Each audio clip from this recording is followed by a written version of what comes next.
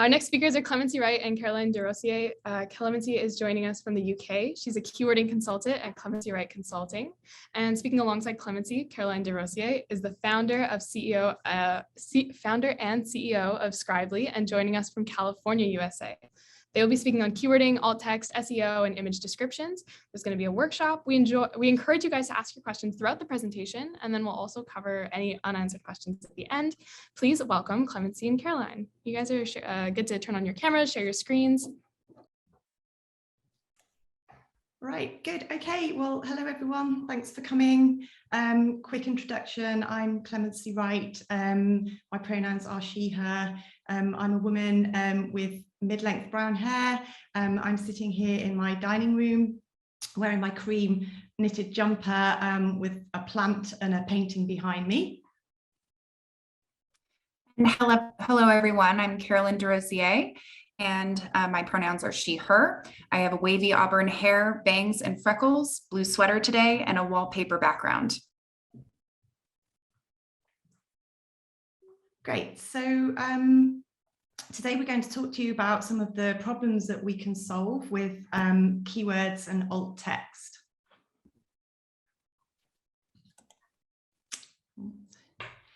So this is a collaboration between myself representing Make Search Better and Caroline from Scribely. So just a little bit about Make Search Better. It's part of my company, which is Clemency Wright Consulting. So I have a small UK-based search consultancy, and I support content makers, production agencies, and online businesses to increase visibility through strategic keywords. Make Search Better is a collaborative resource platform which will be opening to anybody involved in the publishing of digital content at some point in 2022, hopefully in the not too distant future. Great. And my company is Scribely. We are a California-based accessibility solutions company, and what we do is we focus on writing image descriptions or alt text and extended description, as well as audio description for video. And the purpose of what we do is to make content accessible to disabled people who might be using text-to-speech technology or might need to turn on audio description as they're watching a film. We're focused exclusively on content and making sure that's inclusive to all humans. So first of all, what are keywords and what can keywords do to help solve some accessibility problems? Well, keywords are the words that we apply to digital content, which could be a photograph, an image, an illustration of some kind, a graphic, a GIF, or a text file or a video. And they're the words we apply to these assets to allow people to search for them online in some kind of a search system or database or digital asset management system. And what role do keywords play? Well, they form a big part of content creation. As the number of assets online increases exponentially, we need some way of managing that content and some way of finding it. And there are lots of different digital platforms that require different kinds of keywords. So, for example, we might have keywords as hashtags on Twitter or on Instagram or LinkedIn. And we also have keywords peppered throughout the copy of a website and indeed attached to the images on a website as well. So they're very important in terms of the content that we're creating and publishing online. Another really important role that keywords play in terms of accessibility is actually providing access to the content. It sounds simple, but there's a whole bunch of methodologies and strategies that sit behind the user interface that allow for that to happen. So in terms of the user experience, what we're aiming for with strategic keywords is to make sure that we're adding them so that users can have relevant, accurate and consistent search results. So if you imagine going onto Google or you're looking for something on Amazon or any independent store, you have an intention in mind of what you're looking for. And obviously the aim is to try and deliver to the user something that matches their intention, that is relevant to what they've queried within the search engine. In terms of user experience, we also need to think about the language that people use. And I don't just mean languages from different geographical countries. There's language variations between regions, even within the US, even within the UK. We have different terminologies that different groups and people use to mean the same thing. So a big part of keywording is trying to understand the variety of language that customers might use, and then to try and translate that into the keywords that we add to the assets. And some of the key variations I've found are to do with the region that people live in, their age, and their experience, whether they're a subject matter expert, for example, or it's just a lay person going onto an image library website is one example. And finally, another big role that keywords play is in terms of supporting the entire industry that makes visual communication materials. So we've seen a massive increase in the rise of imagery that's depicting a more authentic type of person within advertising campaigns. So these images that depict people are strongly used to create brand loyalty. And the idea is that we create authentic imagery that we can also then catalogue, classify, and retrieve. Obviously, if we're creating imagery that responds to the changes in society and culture, we need to also think about the keywords. So we've got a lot of work going on in keyword field around DEI, diversity, equity, and inclusion, making sure that keywords match the real world that we live in, and that we're sensitive to the language that people being represented would like us to use, and that we're catering for all the different types of users as well. Users from a certain age group, for example, may be less familiar with some of the current terminology. So all of these things come into play when we're thinking about how keywords can solve some of these search problems. That was great, Clemency. And just building on that, it's so interesting to think about the crossover points between accessibility and search. And so many of the points that you brought up on that last slide also apply to accessibility. And that's kind of why we decided to present together to kind of define the differences between these two and also how they are related. But for my, just by way of an introduction, for those who aren't familiar with alt text, I just wanted to cover a quick definition before diving further into the details. So alt text is a brief textual description of the purpose and meaning of an image that exists within the HTML coding of a website in what's called the alt attribute field. So purpose and meaning, very important terms there, because that's exactly what we're trying to capture when we write alt text. We're trying to think about what does this image mean on the page. And when I say assistive technology, I mean certain technologies like screen readers or text to speech that actually allow users to navigate a web page and then have all of the content, the text, the images, the buttons, the links read out loud to them, so they can access a text alternative of the page. Alt text, extremely important for breaking down the visual access barriers that exist on the web today. We have this opportunity to allow people to navigate in this way, but it doesn't function properly if you don't actually make that content accessible on the page. So that's what I'm going to be digging into today. So in terms of why alt text is important, well, first, as I mentioned, it supports assistive technology users. There are millions of people that navigate the web this way. So we need to be thinking about their experience and not only the experience of folks that use their eyes to navigate the web. And next, alt text is also legally required.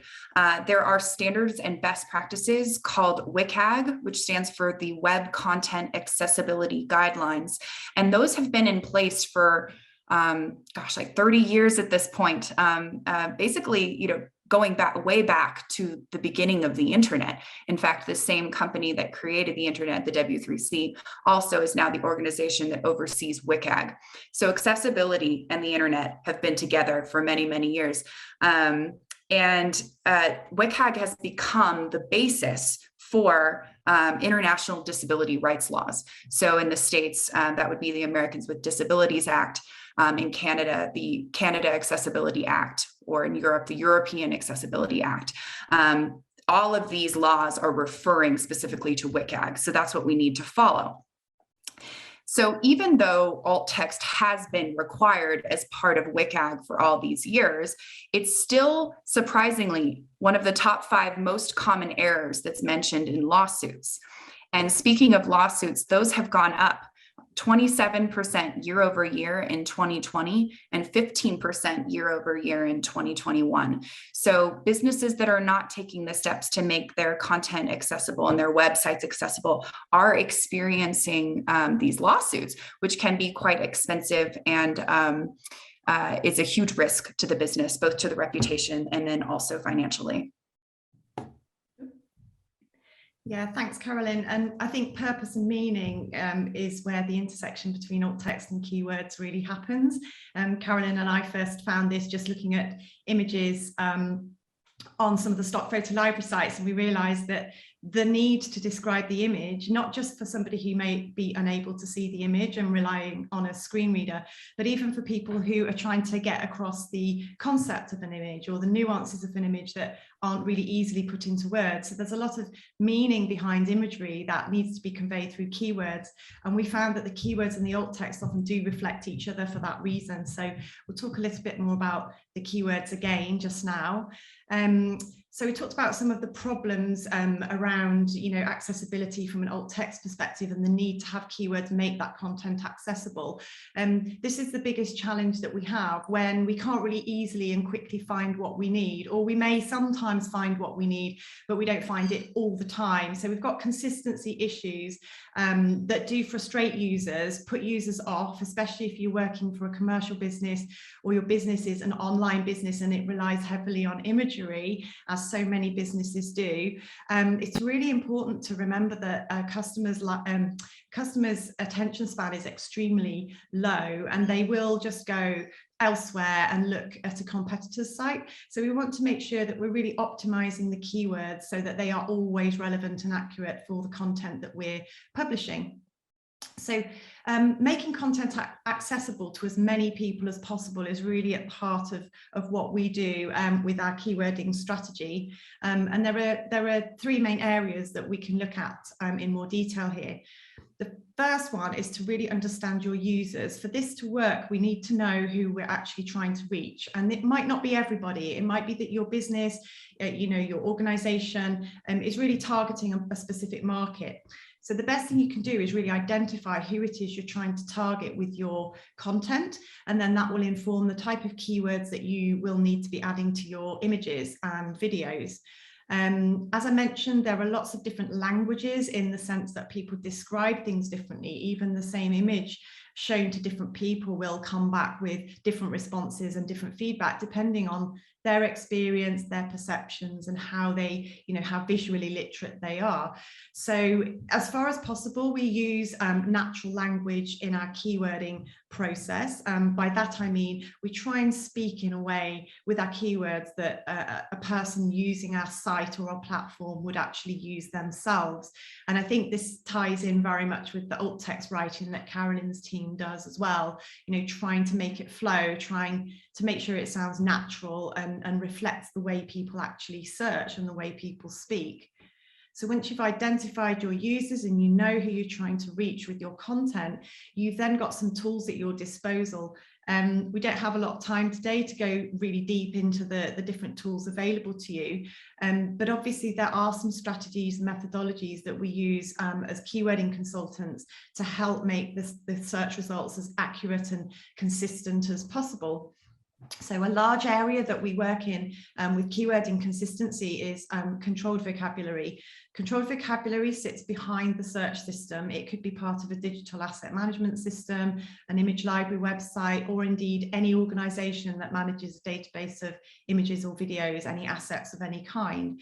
A controlled vocabulary gives you the opportunity to really think about how best to structure and organize your keywords. So rather than just having free text, loose kind of narrative style keywording, we try and implement some types of control. That's not to say we're going to be policing the way people keyword or policing the way people search. It's to actually filter and try and narrow down the varieties of language that we encounter, just to make sure that different types of users from different educational backgrounds, different levels of knowledge can also access that content. It's very important that we use keywords to reach as many users as possible, regardless of their educational qualifications or their knowledge of the library or the collection that we're managing.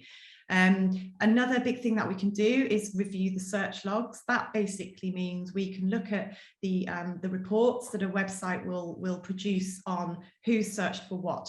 And it literally looks like a list of phrases and keywords that your users are typing in. Sometimes it's a load of nonsense and it's typos and spelling errors and things like that.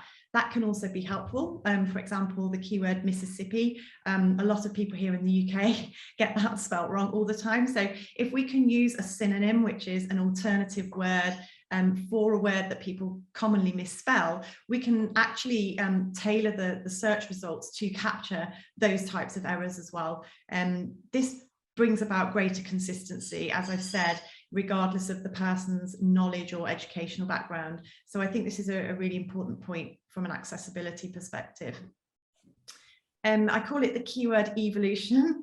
The fact that language is always changing, it's really important to update your keywording approach. And if you do have a controlled vocabulary or you're considering implementing one, you'll want to take into account the changes in culture and society that will impact on the language that we use.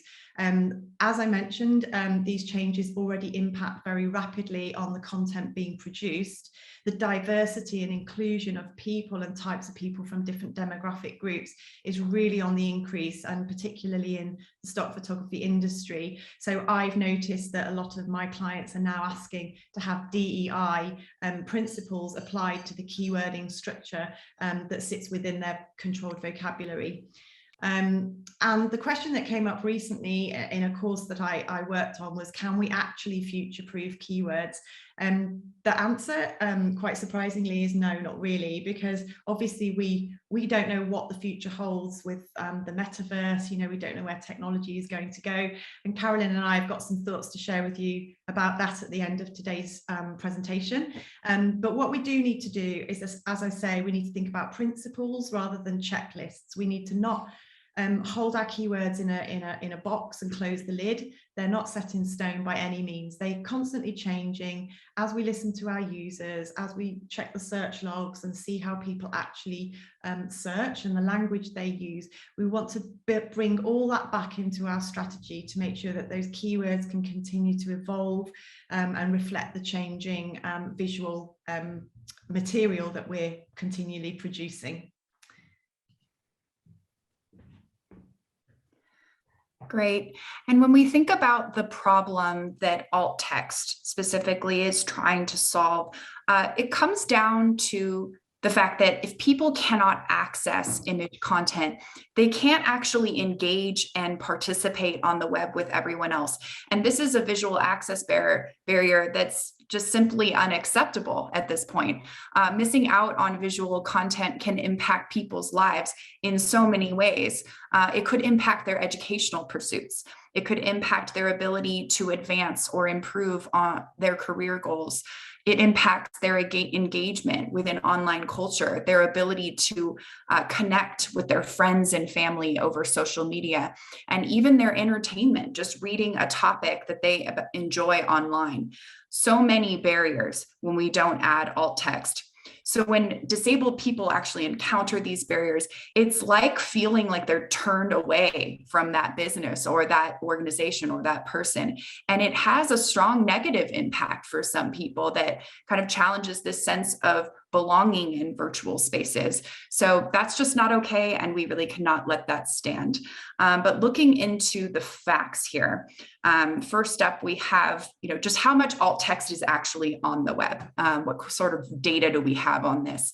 And according to a Web AIM Million study that looked at 1 million homepages, they found that 61% of images are missing alt text.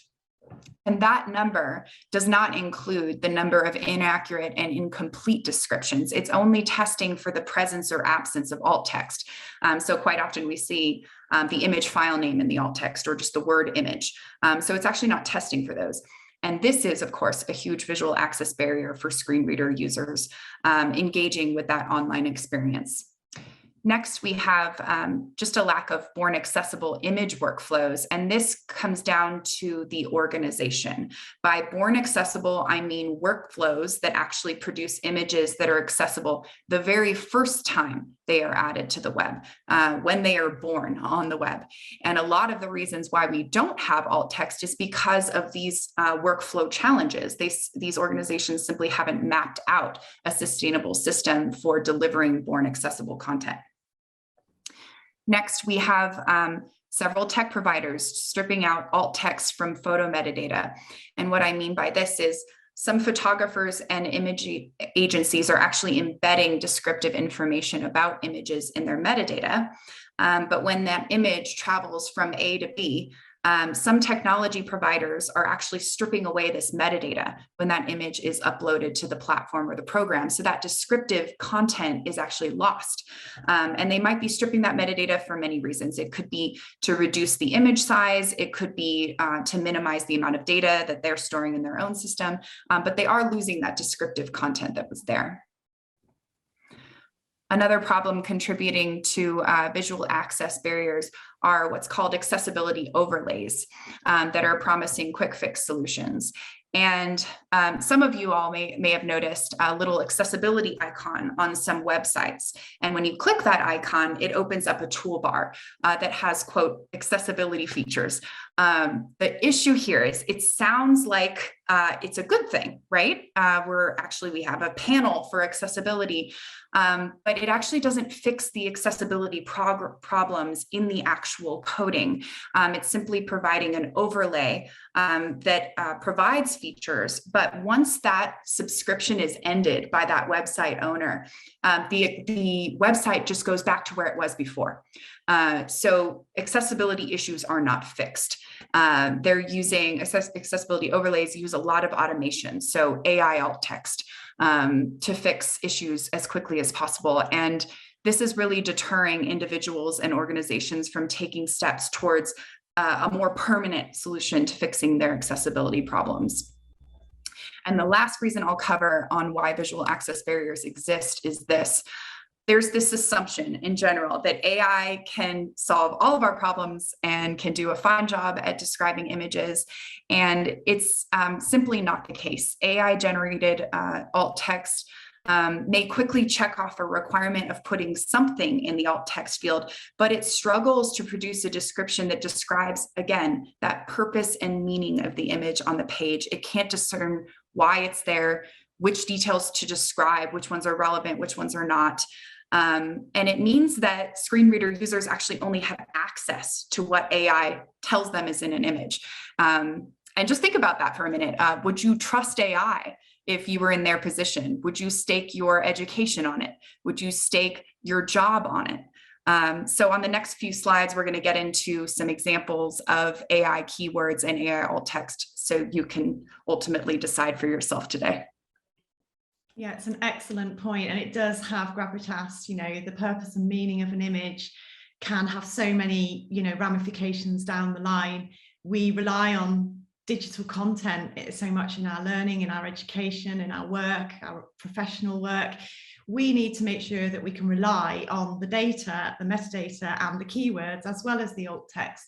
And Carolyn and I both found in our professions that the AI generated data is very misleading, potentially very harmful if you were to rely on it and publish something in a field such as science and medicine and it was inaccurate, incorrect, and this could obviously have devastating repercussions. So we've picked some light examples to show you today, just to give you a flavour of just how wrong it can be. First of all, we're going to have a look at some examples of keywording, and then we'll have a look at some alt text examples as well.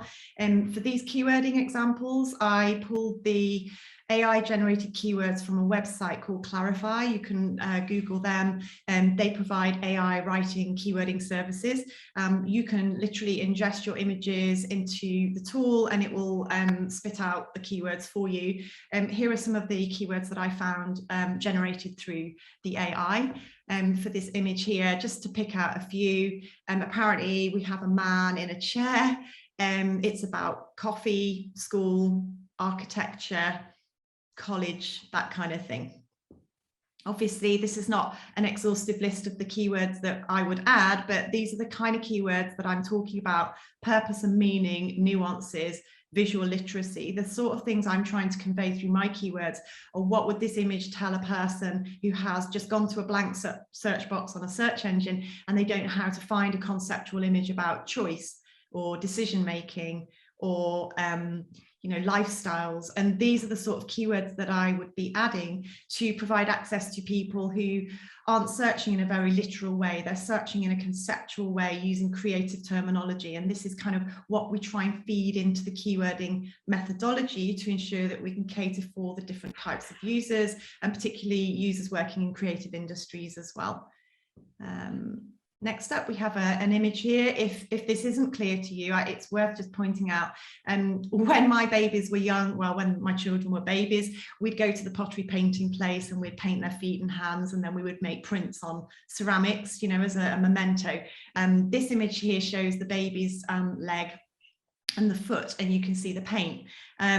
What was interesting was the AI machine interpreted this image as a wedding image. So it's actually tagged bride and groom and wedding and fashion, which is rather curious because the only item of clothing in this image is a baby's nappy or diaper. So this is an interesting take on fashion. Obviously, if you were feeding through hundreds of thousands of visual assets through this tool, or indeed any other AI tool at this kind of level, and getting back keywords like this, your users are going to be very upset. They're going to type in keywords and expect to get back those results. They're really not going to expect this kind of image if they're typing a search for fashion, for example. Again, just a few kind of conceptual keywords that we might be thinking about for this kind of image. We've got memories, creativity, new life, these kinds of stock photography industry keywords that are very helpful for picture researchers who don't specifically know what they're looking for. They're looking more for a conceptual result within an image bank. Another one here, AI came back with holiday or vacation related keywords. In this case, it identified what it thought was a pier, the sea, water, which it then assumed was vacation. This is based on machine learning, where it's seen that most images with sea and water also talk about vacation, and that's what the image depicts. So it's kind of made that assumption based on the big data that it holds in its database, which is inaccurate, obviously. Again, AI makes assumptions based on other similar images. If it already gets the keywords wrong, then how can it know what the other similar images are? It doesn't know what this image is to then go out and look for similar images and draw keywords back from there. A few more examples from my side. I'd be looking at the graphic elements of this image, symmetry, copy space, low angle, all very important technical words for an image buyer in the creative industries, as well as the actual keywords for the thing we can really see in this picture, the building exterior, which the AI tool failed to pick up on. So interesting. Yeah, the keywords that you think of when you look at a photo are often what it's a starting place for writing alt text. So just thinking about a list of words that jump out to you, you're already halfway there with writing alt text. But let's take a look at how AI is doing here. So how wrong, the answer to how wrong AI is exactly when it comes to alt text, my general answer for that is far too often for photos and almost always for complex images like charts, maps, diagrams, artwork. It really struggles with those. Getting information wrong is a devastating error, really, that is misleading for the listener and embarrassing for the business. Oftentimes the AI alt text is worse being present than no description at all, because it's actually confusing. So we'll get into a few examples now where AI is producing descriptions that I'll put into 3 categories: inaccurate, incomplete, and offensive. So we'll run through a few examples now. First up, we have the human generated description for this image on the slide is climber adjusts ropes as they scale a bowed rust-hued rock face against a quilt of clouds in the background. And the AI description is a group of ants climbing a rock. So obviously it got it completely wrong in this case. And it's very misleading because they're not ants at all. It's a climber. What if this AI description was all you had to understand what was happening in that image? That would be pretty misleading. Next, we have an example of an incomplete description. The human generated description for this one is woman lounges on an emerald green velvet chair with a book over her face. And the AI description for this one is a person sitting in a chair. So sure, that's true, right? But this is a pretty brief description that leaves out the important visual details and perhaps the purpose and meaning of this image as well. That she's lounging back, she has a book over her face. This conjures different sort of ideas in our mind. It's not just a person sitting in a chair. You might imagine a whole range of visuals if you were given that description. And lastly, we have an example of an offensive description. So the human description for this last image is back of a person using a wheelchair, snapping a photo of a man standing on a sidewalk. And the AI description is a person pushing a stroller with a person in it. So that is not okay.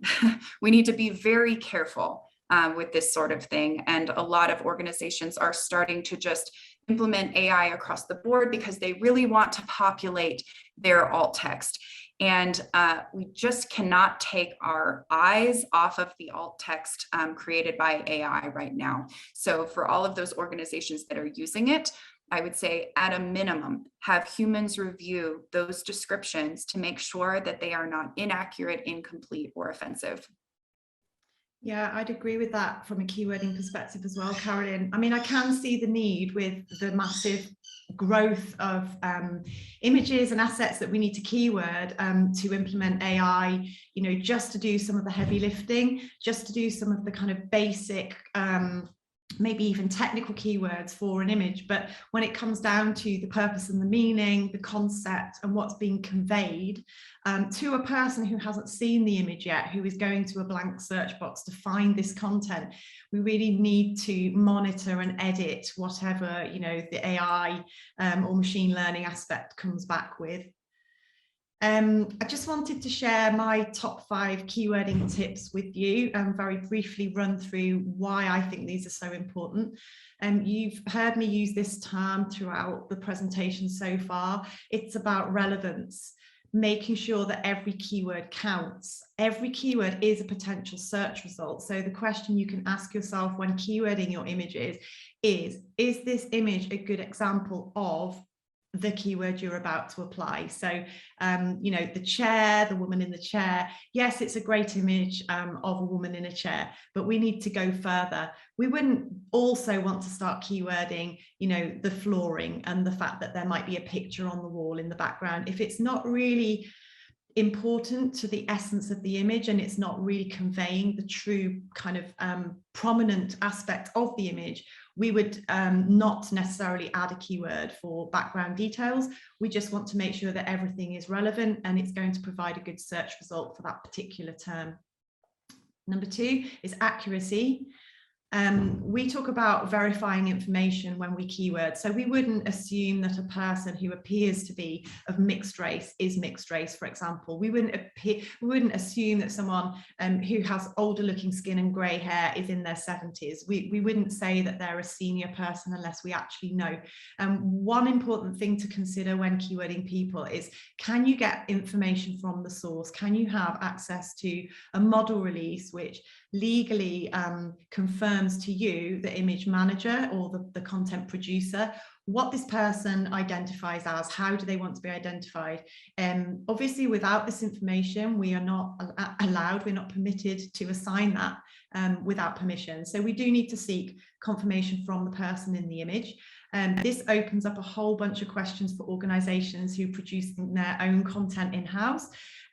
Talk to your teams, try and find out how people want to identify, check with them that the terminology you're about to add is sensitive to them, and that this is how they would like to be catalogued.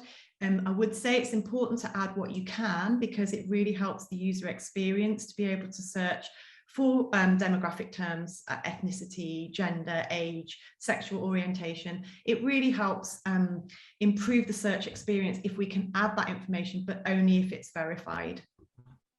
Consistency. I mentioned about the use of technology and systems and things like controlled vocabularies. They can be very helpful in organising your data and your keyword structure.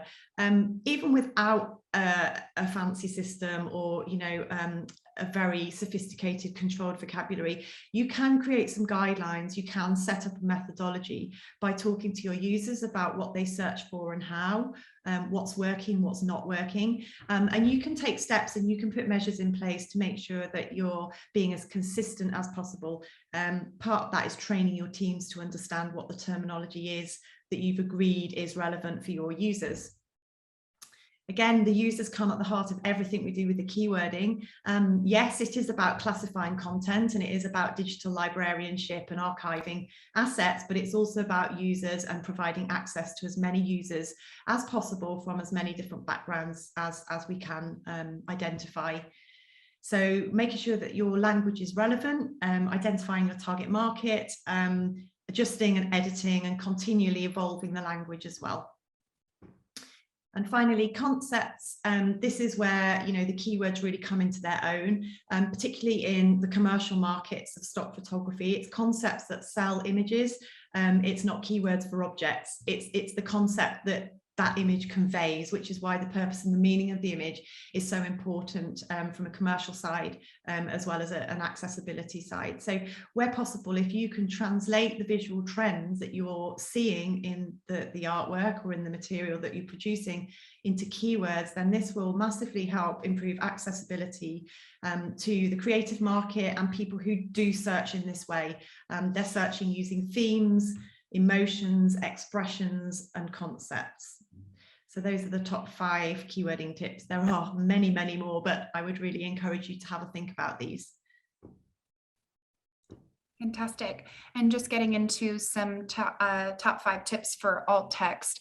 Alt text can be deceptively simple, but there is a lot more to it when you actually get started with writing. So first up, we have start with the primary focus of the image. And by primary focus, I mean there's usually something, subject, an object, an effect that really is the focus of that image. So think about starting there rather than with other details so that you can save time for describing the most important aspects of that image.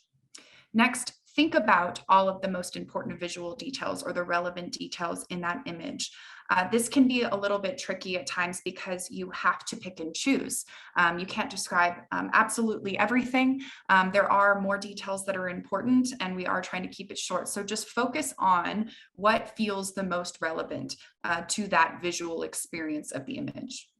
And next, try to aim for about 125 characters or less on average, and do not go over 250 characters. We want to make sure that we're keeping alt text as short as possible so that users can quickly navigate images on a site. And next, there's an opportunity to naturally incorporate keywords where you can, but this really isn't the primary purpose of alt text. A lot of folks get confused.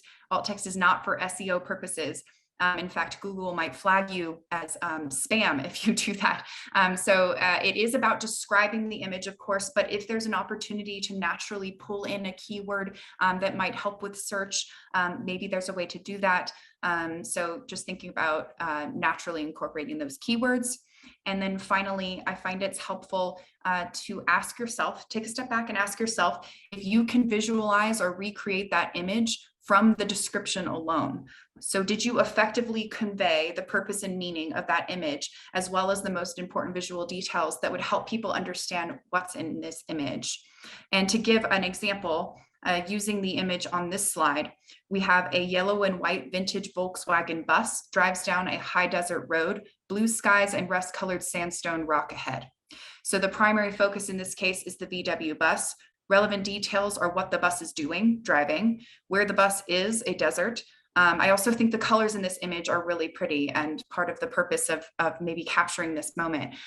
So I chose to mention those as well, with the yellow bus, the blue skies, and the rust-colored sandstone rock. Great, some excellent examples there, Carolyn, really well illustrated. So obviously, we're keeping a track on time, but Carolyn and I would really like to introduce the practical element now of writing some keywords and alt text in the form of a mini workshop. So as for this, I'm going to need to just come out of the presentation and navigate over to some whiteboards with some images and an opportunity for you to use the chat feature in the Zoom meeting to make your suggestions. So I'll just take a moment now to stop sharing and head over to the whiteboard murals.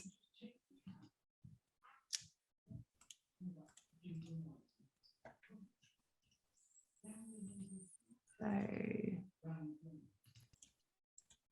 here we go.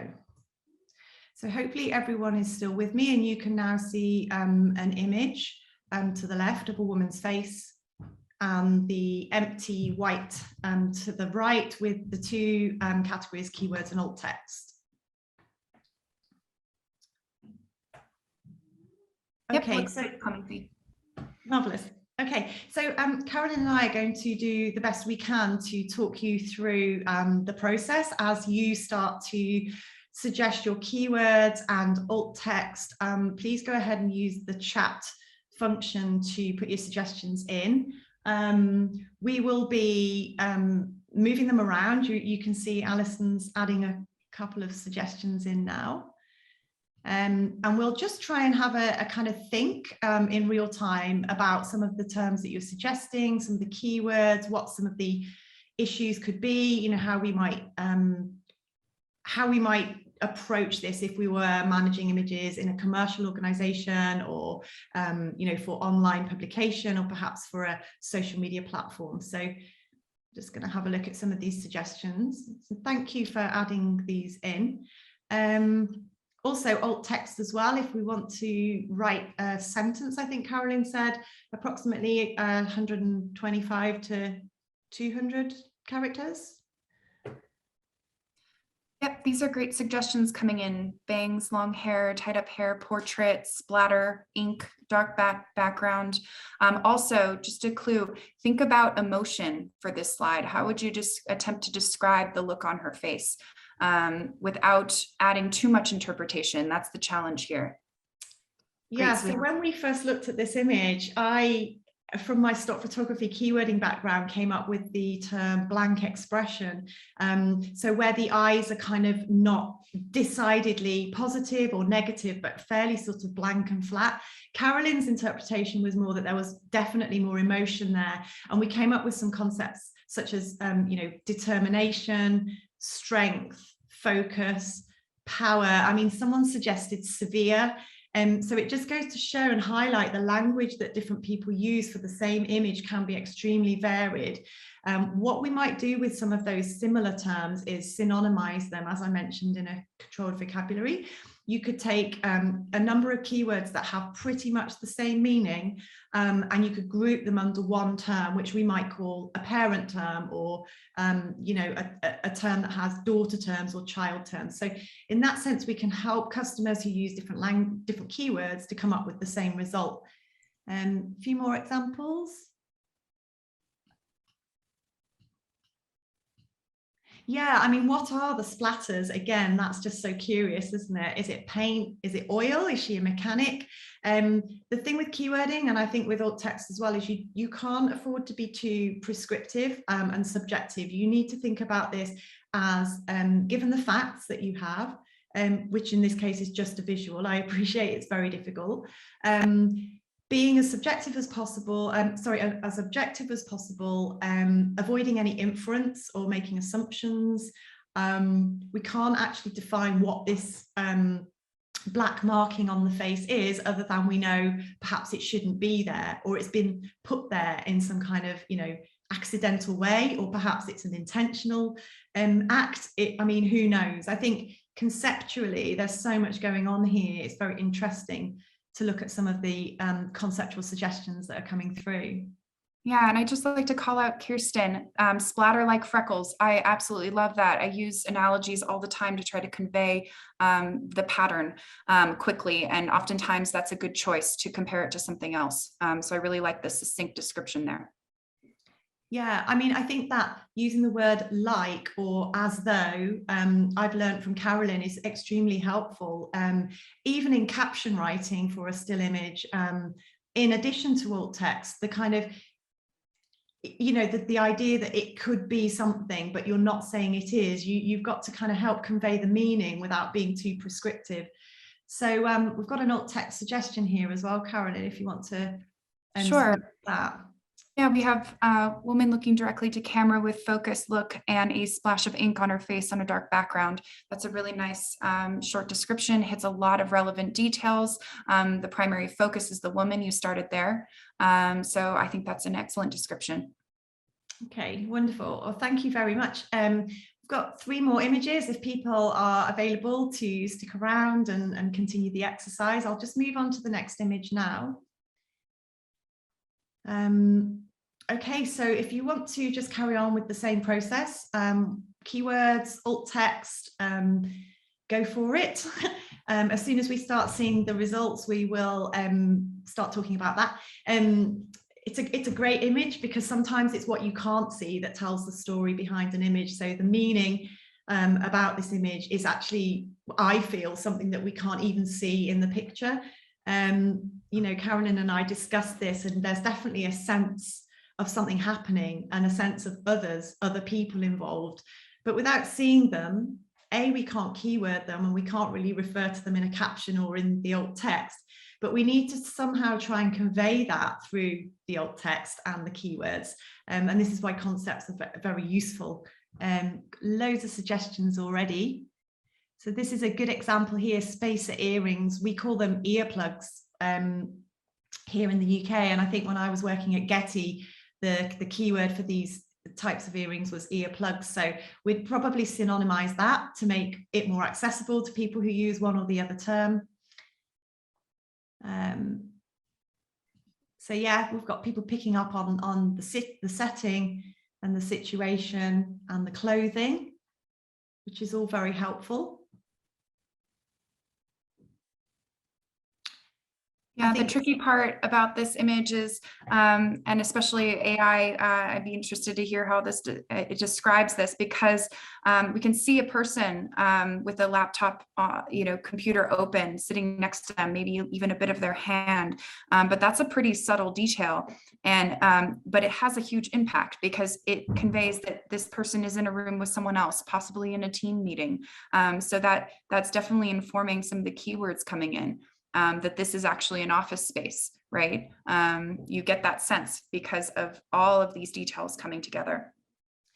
Yeah, and I mean, much as we can't infer about people in terms of their ethnicity, age, gender, sexuality, there is a certain amount of, let's say, creative license, especially in stock photography. So office space is absolutely fine. I think it definitely is an office space. And somebody suggested work from home, which I think is also fine. It won't really upset someone. It's not sensitive to say, well, it's an office versus it's, a home office.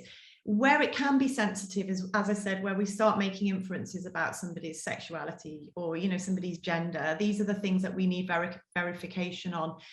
There are elements of keywording that we don't need verification on. It's just a case of asking yourself again, would this image look good in a search for, What I would say, and I think Carolyn might have mentioned this as well in one of her top 5 tips, is, we want to make sure that everything is super relevant and that we're really homing in on the prominent aspects of an image. So for that reason, we might avoid maybe adding the keyword tree or plant. just simply because if I was a picture buyer or, you know, running an ad campaign and I'm a designer looking for specifically images of plants or trees, I wouldn't say that this is the best result. But that said, it's not also the best result of a cap or a hat. However, I can forgive it because I think if you do want casual business people, you know, having a meeting wearing a cap, then this is an excellent image. So yes, it's about weighing up how much relevance there is for the different types of users you have, and therefore, you know, kind of making it accessible without misleading people. I think that's kind of the trick. Hi, Caroline Clemency. I'm just going to drop a 5-minute warning for your presentation. Yeah, that's fine. We'll quickly spend a minute looking at this image here. Literally, I don't like to put the egg timer on you, but let's have 60 seconds looking at this picture. This one is a little bit more tricky because we want to keyword the relationship, and yet we don't know what the relationship is. We probably want to say something about the skin tone.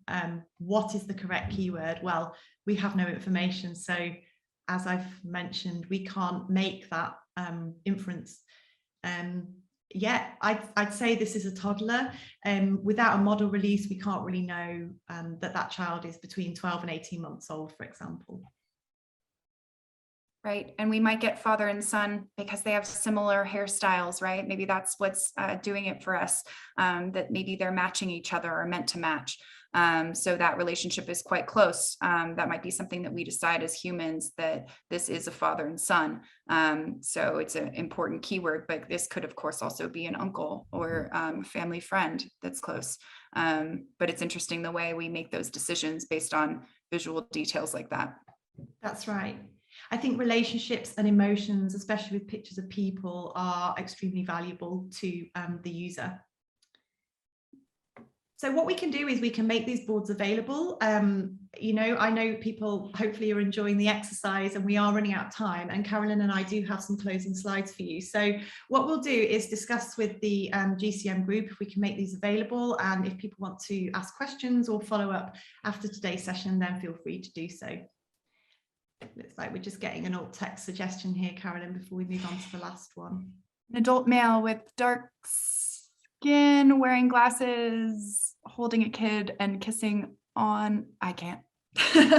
Yeah, I can't make it big until someone's typing very fast though. That's much better typing than me. Massive typing. Yep. Brilliant. Thanks, Alison. Okay, kissing on the kid's cheek, posing in front of a dark garage door. Beautiful. Wonderful. Okay, and final image, again, just to throw a spanner in the works, as it were. How on earth do we put into words the image here? How do we describe this person? What is acceptable? You know, how do people feel about what we can and can't say, what we should and shouldn't say? I think just to refer back to the idea that this is about principles of accessibility and not about getting it right. It's not about having a checklist and, you know, knowing what the right words are. It's about being sensitive and curious and asking questions and understanding that different people wish to be identified in different ways. So it'd be interesting to see if some of these match the sort of keywords that we would be adding when we're looking at this kind of content. Fantastic. I'm glad that people are calling out the his use of a prosthetic leg. That's an important visual detail here. Of course, we cannot skip over it, but we want to be careful about the language that we use because we don't know his identity. Using a prosthetic leg is a great way to describe that. Definitely. Okay, I'm so sorry to cut this one short. This is a great image and I think a great example that really illustrates accessibility in many ways, in many different levels. So as I mentioned, we can come back to these after today's session. You know, don't feel that we are going to abandon you if you've got questions about alt text and keywording. What I'll do now is just come back out of the browser and bring you back into the final slides for the presentation. Just a few clicks there. Okay, so How can we influence change? Carolyn and I really wanted to share some positive kind of final notes with you about what we can do right now to make a difference and get started with improving the way we write keywords and alt text. So my kind of key takeaways would be to make sure that you're embedding your keywords into digital images for your web pages and on social media platforms. Try and stay abreast of the visual trends that are impacting search. So from a user perspective, try and match what's happening in society and culture through your language and your vocabulary. Talk to your stakeholders, whoever they are, and try and get to know their language and try and use that to inform your strategy and methodology for keywording. And review and edit historical keywords. Some keywords just really become offensive over time, and this time frame is getting shorter and shorter. Things can go out of date and become distasteful very quickly. And finally, try and apply diversity, equity, and inclusion principles and continually evolve your keywords. So this is about principles. It's about trying to do the right thing and having the right intention, rather than trying to have a list of do's and don'ts and kind of prescribing how people should keyword. It's very much an ongoing discourse that we need to be having with our users and stakeholders. Great. And I'm going to summarize mine. My top suggestions for influencing change: take accountability for the images that you add to the web. You can make an impact there. Add alt text to your social media posts. Add alt text to your documents. You can also be an ally within your organization. A11Y, that stands for Accessibility Ally. You can influence your team, and you can suggest adding alt text to all images. Educate yourself on WCAG requirements. They change all the time. And use AI in a smart way. Don't overuse it when humans really are better for that particular work. Brilliant. Thanks, Carolyn. So what's up next for keywords? We've got more and more images, so we are going to have more metadata. This is a real opportunity to bridge the digital divide rather than polarizing people who understand and don't understand terminology. Let's try and bring them in. Let's try and include them in the language of keywords. We're making huge steps in content creation. Much more diversity and inclusion is taking place in stock imagery, for example. We want to see more of that. DEI is impacting positively on search language. We're checking ourselves, we're speaking to people, we're trying to ask the right questions and do the right thing with our language. And finally, we want to expose ourselves continually to difference. We need to understand difference. We need to be able to empathize more with disability, with visual and non-visible differences. And we need to try and use this knowledge to educate the younger generation, which we know you will be doing, and we will support you in that. And we really do think this is a fantastic opportunity for you in your industry. And on the alt text front, there are so many problems to solve with accessibility. We need help, we need allies, we need supporters, we need solutions. So just think about how you can contribute to born accessible content workflows. No more fixing content after the fact or at the very end of the process. Think about it from the beginning. Think about human scaling your efforts rather than cutting corners with AI where you know it doesn't work. Prioritize diversity, equity, inclusion, accessibility in your work, in your organization. Speak up, voice your opinion, and just make sure that we're doing a good job of integrating that inclusive language, and we're tracking how that changes. Be aware that influences how you just engage with the world. So educate yourself on inclusive language. Wonderful. So obviously we probably don't have any time for questions. I just want to reiterate that we've tried to cover a lot. There's obviously a lot more that we could cover. I'm happy to take questions after the event, and I'm sure Caroline is as well. I think we should leave it there, and hopefully it's been useful and enjoyable. Yes, please feel free to reach out to us. And we'll drop our emails in the chat if you have any additional questions. Sorry, we had to rush at the end, but thank you everyone for your great contributions to keywords and alt text. Thank you both so much for your presentation and workshop. I think that explained a lot of things to people and set the record straight between keywording and alt text and how important it is. We will send you all of the questions that we collected throughout the presentation for your answers, and maybe share them on our blog or our social media. Thank you so much.